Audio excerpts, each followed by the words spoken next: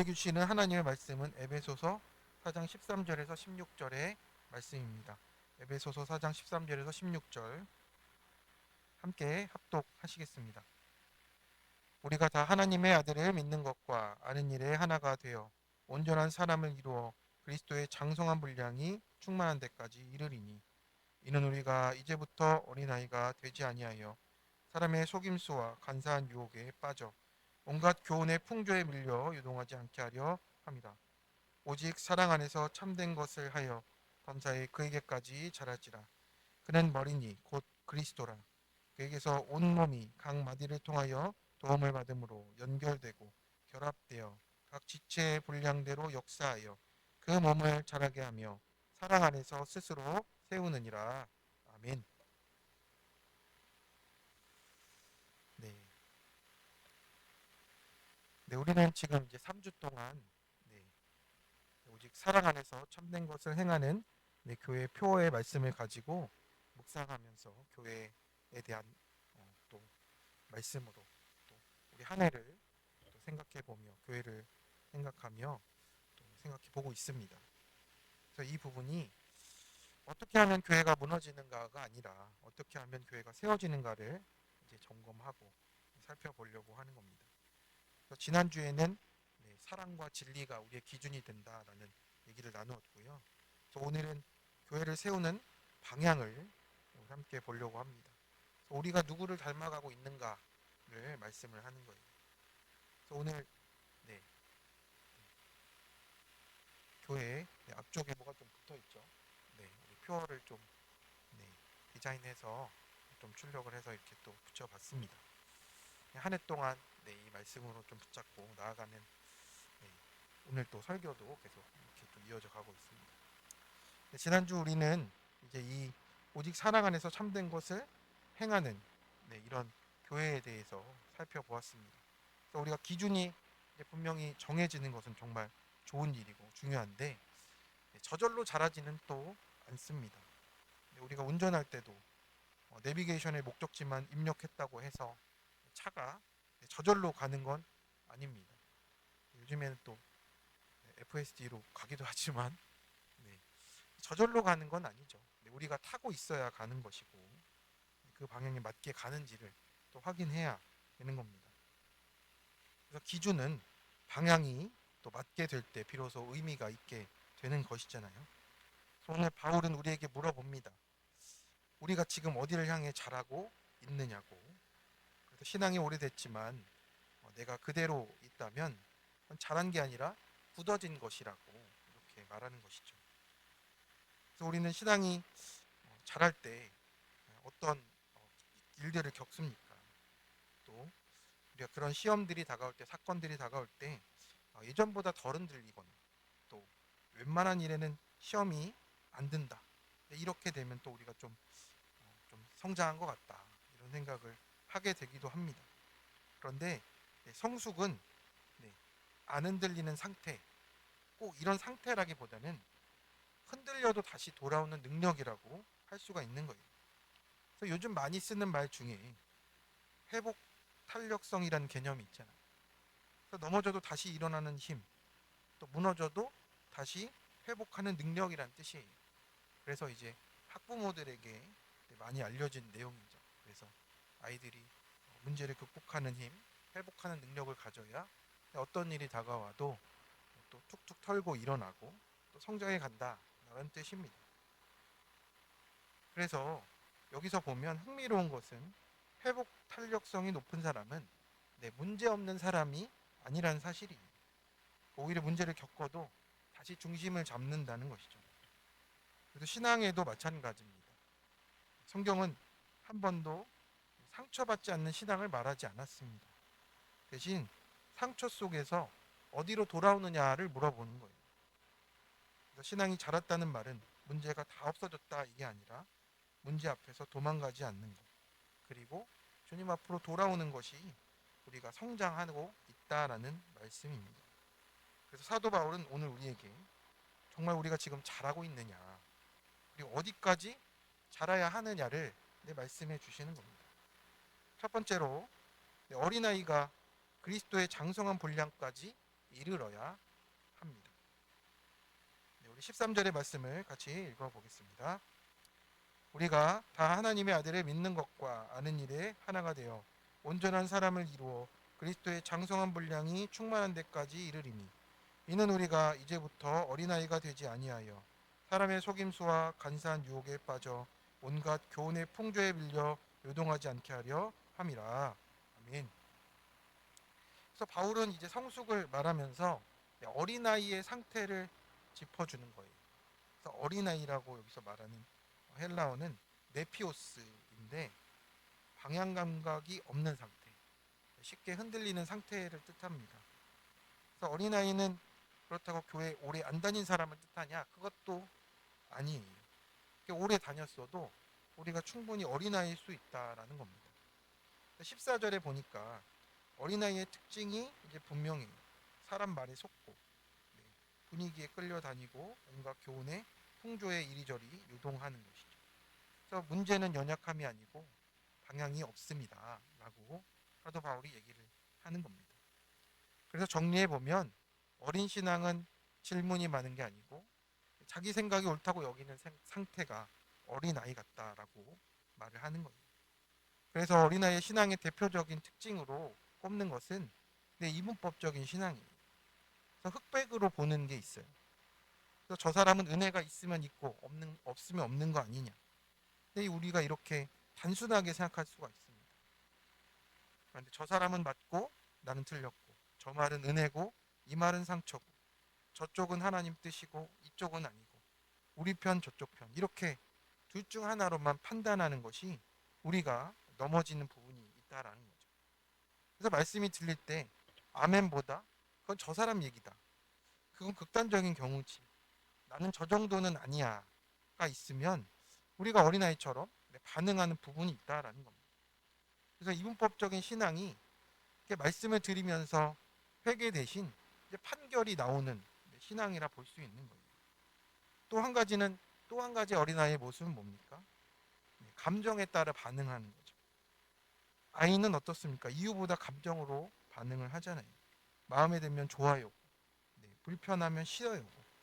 말씀도 같잖아요. 나를 위로하면 은혜고 나를 건드리면 시험이다. 그건 사랑이 아니다. 또 이제 조금만 부드러우면 저건 진리가 약하다. 이러면 우리가 이 신앙을 또 말씀의 내 삶으로 가져가지 못하고 되는 것이 있습니다. 그래서 바울은 말하고 있어요. 우리가 이런 상태 가운데 이 어린아이 같은 상태 속에서 우리의 모습을 보라고 말씀하시는 겁니다. 성도 여러분, 이분법적인 신앙은 분명해 보입니다. 그런데 사실은 가장 불안한 신앙의 다른 얼굴이라 할 수 있어요. 왜냐하면 기준이 되신 머리 대신 예수님이 아니라 내가 기준을 잡고 감정과 경험에 따라서 이렇게 저렇게 휘둘리기 때문에 그렇다라는 겁니다. 그래서 사도 바울은 성숙의 목표를 분명히 제시해 주는 거예요. 그리스도의 장성한 분량이 충만한 데까지 이르리니라고 말씀합니다. 그래서 성숙한 신앙은 양자택일이 아니라 통합에 있는 거예요. 그래서 바울이 말하는 성숙은 흑백의 논리가 아니고 진리 가운데 그리고 사랑과 확신 가운데 그리고 겸손 또 순종과 그 기다림 속에 있다라고 오늘 우리에게 말씀을 하는 겁니다. 그래서 13절의 앞부분에 믿는 것과 아는 일에 하나가 된다는 이 통합의 모습을 말씀하고 있는 거예요. 둘 중 하나를 버려라가 아니라 말씀 안에서 함께 자라가는 모습입니다. 그래서 어린아이는 옳으냐 아니냐, 틀렸냐 맞냐를 묻고 성숙한 신앙 가운데서는 있는 모습 그대로를 받아주며 예수님의 모습을 닮아가도록 또 섬기고 기다리는 모습으로 나타난다라고 하고 있는 겁니다. 적용의 질문입니다. 말씀을 들을 때 회개가 먼저 나옵니까? 저 사람 이야기야가 먼저 나옵니까? 내 신앙의 언어는 흑백처럼 맞다 아니다 이분법입니까? 아니면 말씀 안에서 깊어지고 계십니까? 두 번째입니다. 머리이신 주님께 연결되어질 때 자라나는 거예요. 우리 15절과 16절을 같이 읽어보겠습니다. 오직 사랑 안에서 참된 것을 하여 범사에 그에게까지 자랄지라. 그는 머리니 곧 그리스도라.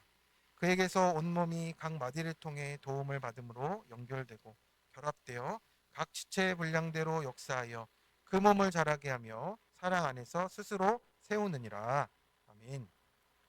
그래서 사도 바울은 이 성장을 개인의 노력이나 결단으로 설명하지 않는 거예요.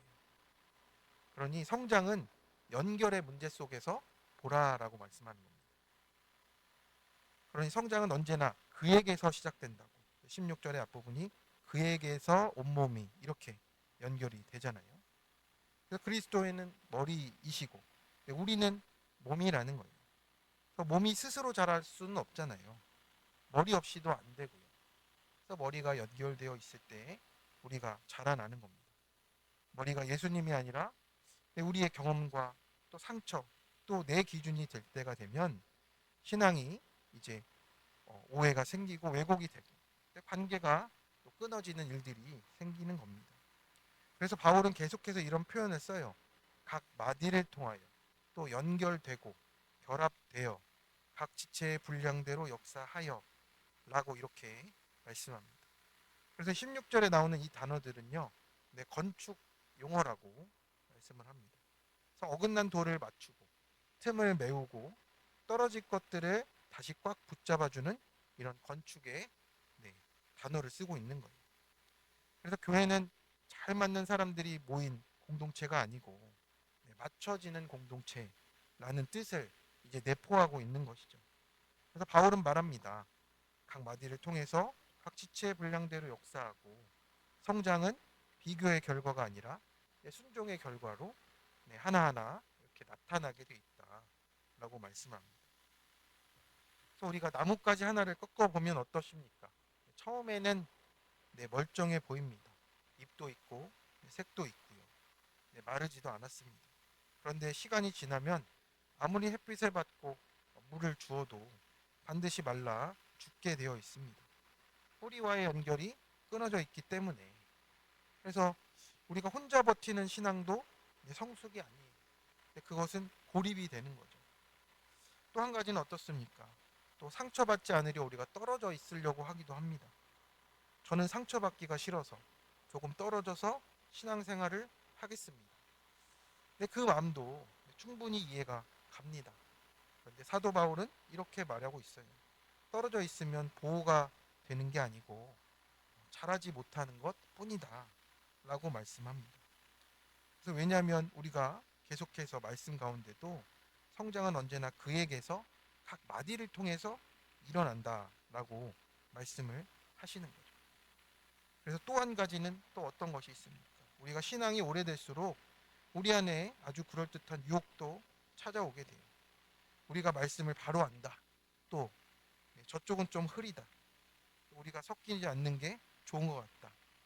우리가 이렇게 보면 겉으로 순결해 보이지만 또 바른 것 같고 타협하지 않는 것처럼 보일 수 있습니다. 그런데 바울은 이런 상태를 성숙이라고 하지 않고 몸에서 떨어진 상태로 보는 거예요. 그러니 우리가 어떻게 보면 이렇게 저렇게 우리의 모습 가운데 나타나는 모습이 있다라는 거죠. 그래서 몸의 한 부분이 나는 다른 것보다 깨끗해. 나는 혼자 있어도 돼. 라고 생각하면 우리 몸은 또 죽어가는 거죠. 그래서 그 순간 지체는 스스로를 보호한다 생각하겠지만 몸에서는 떨어져 있다. 내가 그것을 깨달아야 한다라는 거죠. 그래서 신앙도 마찬가지입니다.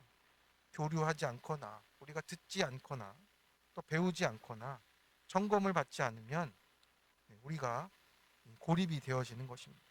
그래서 바울의 기준으로 보면 이것이 성숙이 아니고 경직이 될 수 있다라고 말씀을 하는 겁니다. 그래서 16절을 보면 이렇게 바울이 말하잖아요. 온몸이 그에게서 각 마디를 통해서 도움을 받아 연결되고 결합되어서 각 지체의 분량대로 역사하여 그 몸을 자라게 하며 사랑 안에서 스스로 세우느니라. 그래서 여기서 도움은 무엇입니까? 그러니까 서로에게 부족함을 인정한다는 뜻입니다. 도움을 받는다는 것은 결국에는 내가 부족하다는 고백이 담겨 있는 거고요. 연결이 된다는 것은 내가 스스로 완전하지 않다라는 고백이 되는 거예요. 그래서 내가 옳다는 신앙, 나만 옳다고 여기는 신앙은 결국에는 구조적으로 이 말씀과 또 반대로 가는 모습이 있는 거죠. 그래서 나는 도움이 필요 없다거나 나 혼자 충분하다는 주장들은 결국 연결을 끊는 모습으로 우리의 모습을 나타내는 겁니다. 그래서 우리가 오늘 말씀처럼 성장은 언제나 흐름과 또 상호성 속에서 일어나게 돼 있어요. 그래서 도움을 거절하는 신앙은 성숙해 보이지만 사실은 내 모습 보기를 거부하는 모습으로도 나타나는 겁니다. 그래서 사도 바울은 분명히 말합니다. 그는 머리니 곧 그리스도라. 그래서 교회의 기준은 우리 자신은 아니잖아요. 우리 전통도 아니고 우리의 경험도 아닙니다. 머리가 오직 그리스도 한 분이세요. 그래서 성숙한 교회는 이렇게 질문을 하는 거죠. 우리가 옳은가가 아니라 지금 우리는 머리신 그리스도를 따르는가를 살펴봐야 됩니다. 그래서 사도 바울은 이제 이런 결론을 내립니다. 그 몸을 자라게 하며 사랑 안에서 스스로 세우느니라. 그래서 교회는 완벽한 사람들이 세우는 게 아닙니다. 그래서 교회는 누가 세웁니까? 결국 주님께 연결된 지체들이 서로를 통해 세워지는 것. 깎여가면서 또 맞춰가면서 또 세워지는 것이고요. 머리이신 그리스도께 붙어 있으려고 몸부림을 치는 연약한 지체들이 서로를 통해 세워가는 겁니다. 그래서 이번에 저희가 중고등부, 청년부 이렇게 또 큐티 허브 연합으로 또 수련회를 가게 됐습니다. 좀 아무래도 다른 수련회보다는 연합 수련회보다는 미진한 건 맞는 것 같습니다. 근데 그 안에 정말 담겨 있는 그 마음들은 그렇습니다. 6개의 교회, 뭐 대부분 30명 남짓의 교회들이 모입니다. 얼마나 또 연약하고 그런 작은 줄기 같은데 구속사로 살아나겠다고 하는 교회들이 모입니다. 참 그래서 우리 아이들도 가서 아무래도 연합수련회 때 그 화려함은 없을 거예요. 그런 건 없는데 그 안에서 구속사로 말할 수 있는 우리 아이들이 있다는 게 저는 참 감사하고 그리고 또 그것을 통하여서 또 이 경북 지역, 경남 지역의 구속사로 큐티하는 교회가 정말 없거든요. 그 6교회가 거의 다예요. 얼마나 힘든 부분이 많습니까? 정말 이렇게 말씀 하나로 붙잡고 살아가겠다는 사람들이 얼마나 부족합니까? 그런데 그 발버둥인 것 같아요. 그 모습 속에서 또 살아내지고 또 우리 중등, 고등, 또 우리 청년 자녀들도 완벽하지 않지만 그 말씀 안에서 또 세워지는 또 경험이 되기를 또 우리 교회 교사분들 우리 교회도 같이 기도해 주실 줄로 믿습니다. 성도 여러분, 오늘 말씀은 우리에게 이렇게 물어요. 우리가 우리의 교회의 성숙을 생각해 봐야 한다라는 거죠. 우리가 흑백으로 이분법으로 판단하는 것은 없는가? 또 나 혼자 버티는 신앙이라던가 아니면 나 홀로 떨어져 있으려 하는 신앙은 또 아닌가? 또 그러다 보니 나는 또 혼자 고립되어 있지 않은가를 우리가 잘 생각해 봐야 한다라는 거죠. 내가 지금 누구에게 연결되어 있느냐? 그래서 성숙은 상처가 없어지는 게 아니고 그 상처를 안고도 예수님께 붙어 있는 게 그것이 성숙이라고 또 우리 교회의 성숙도 이와 마찬가지라고 말씀을 해 주십니다. 그래서 올 한 해 흔들릴 때마다 머리 대신 예수님께 다시 붙는 교회가 되는 것이 우리 교회의 표어입니다. 그리고 우리 교회가 한 해 동안 걸어갈 길일 줄로 믿습니다. 그럴 때 우리 한 사람 한 사람이 그리고 우리 교회가 그리스도에게까지 자라나는 교회로 세워져 갈 줄로 믿고 우리 성도님들을 또 축복하며 축원합니다. 적용 질문입니다. 요즘 나는 누구와 무엇과 연결되어 살아갑니까? 스스로 버티는 신앙입니까? 떨어져 있는 신앙입니까? 도움을 받으며 연결되는 신앙입니까? 머리이신 주님께 붙기 위해 어떻게 적용하고 계십니까? 우리 시간 우리 지난주에도 찬양했듯이 우리 한 찬양하고 잠깐 기도하는 시간을 갖도록 하겠습니다.